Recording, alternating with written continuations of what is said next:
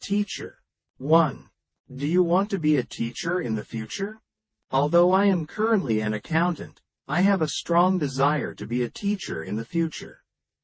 I find joy in sharing knowledge and helping others learn and grow. 2. Do you remember one of your teachers?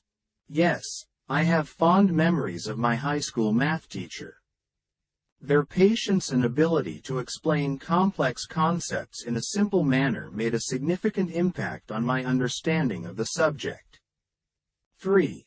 What were your primary school teachers like? My primary school teachers were caring and nurturing. They created a warm and supportive environment that fostered our curiosity and love for learning. 4.